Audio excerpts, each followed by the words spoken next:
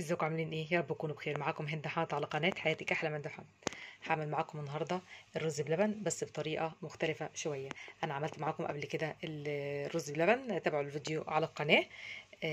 ان شاء الله ايه الطريقه دي تعجبكم. ركزوا معايا كده في التفاصيل ومشوا معايا خطوه بخطوه.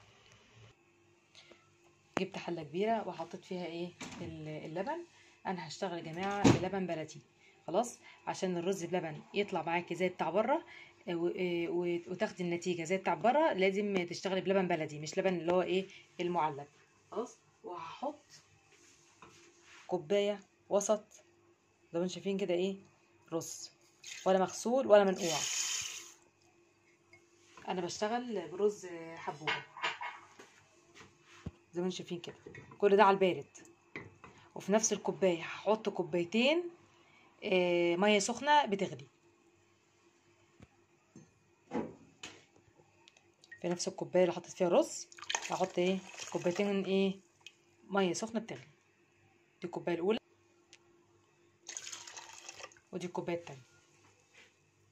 وبعد كده بقى ايه هرفعه على النار، خلاص، على النار هاديه، واسيبه خالص لحد لما يستوي.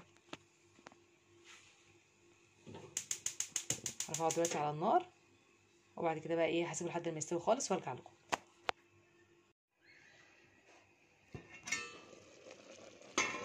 ورجعنا لكم.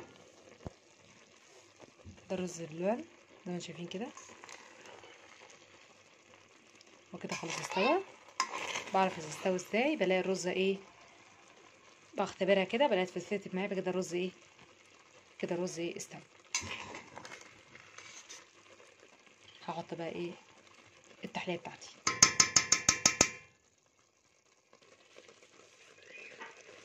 هحط كوبايه صغيره سكر وربع كوبايه عسل نحل. حطيت كوبايه صغيره سكر وربع كوبايه عسل نحل. هبتدي بقى ايه اقلب كل المكونات مع بعض كده زي ما شايفين كده.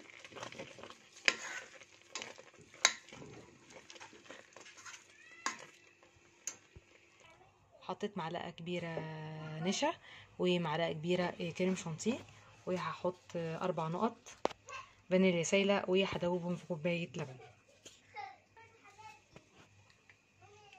حطيت 4 نقط فانيليا سايله كده زي ما انتم شايفين. هدوبهم بقى كلهم في كوبايه لبن. دوبتهم في كوبايه لبن كده زي ما انتم شايفين. هضيف بقى ايه الكوبايه دي لرز بلبن. ضفت الكوبايه اللي دوبت فيها معلقه النشا و كريم شانتيه، وهقلب كل المكونات مع بعض كده لحد لما يجي الرز بلبن يربط معايا. بعد كده بقى ايه هطفي عليه. الرز بلبن ربط معايا كده زي ما انتم شايفين. هطفي عليه بقى، وبعد كده بقى ايه احضر الاطباق اللي هحط فيها الرز بلبن. حضرت الاطباق اللي هرص فيها الرز بلبن، ودي الاضافات بقى ايه اللي انا هحطها تحت الرز بلبن. دي مانجا، وده شوفان منقوع في ميه، خلاص، وده تمر مفصصاه ومقطعاه، وده بقى ايه بسكوت جوز هند، وده بسكوت بالكريمه، وده بسكوت اوريو وبوريو ولوكس، وبسكوت فينجر، وبسكوت بالشوفان، وبسكوت بالقمح الكامل. طبعا البسكوت ده انت حسب اختيارك. تمام. انا عملت الرز بلبن بالطريقه دي، ان شاء الله هيعجبكم وتجربوه معايا. فعلا فعلا هيعجبكم جدا جدا جدا. اول حاجه المانجا دي انا هعمل بعض الاطباق هحط فيها مانجا من تحت، خلاص، وبعد كده هحط فيه طبق بسكوت، وبعد كده هحط ايه طبق رز اللي هوريكم دلوقتي. رصيت الاطباق كده زي ما انتم شايفين، خلاص. انا حطيت اول حاجه في 4 اطباق انا عملتهم ايه. اول طبق عملتها ايه مانجا. هحط بعد المانجا بسكوت، والتمر هحط بعد التمر شوفان. انا زي ما انا قلت لكم كده انا نقعه شوفان، خلاص، هصفيه بقى وايه واحط فوق التمر، خلاص. وفي اطباق عملتها اوريو وبوريو، وطبق ده عملته بسكوت بالكريمه زي بوريو كده بالكريمه. تمام. هرص بقى ايه تاني طبقه بعد المانجا وبعد الايه التمر، وارجع لكم. رصيت كده بسكوت زي بعد المانجا زي ما شايفين، وحطيت شوفان فوق التمر. هحط فوق الايه فوق الشوفان هحط بسكوت. حطيت بسكوت بالشوفان طبقين، وطبقين تانيين حطيت بسكوت بالقمح الكامل، خلاص. هبتدي بقى ايه ارص اطباق رز بلبن. ده الرز بلبن بعد التقديم. قدموا الف هنا وشفا. ده رز بلبن بالمانجا، طبقه مانجا وطبقه بسكوت وطبقه رز بلبن. وده رز بلبن بالتمر والشوفان، طبقه تمر وطبقه شوفان وطبقه بسكوت وطبقه رز بلبن.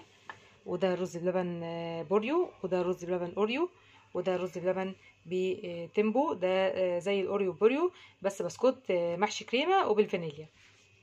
طبقه ده الرز بلبن، ده طبقه بوريو وطبقه رز بلبن، وده طبقه اوريو وطبقه رز بلبن، وده طبقه بسكوت بالكريمه والفانيليا زي الاوريو بوريو وطبقه رز بلبن زي ما انتم شايفين كده. عاوزه اقول لكم سهل وسريع ومش هياخد منك وقت ولا مجهود، وطعمه حلو جدا جدا جدا جدا. ان شاء الله تجربوا تعملوه بالطريقه دي ويعجبكم ان شاء الله.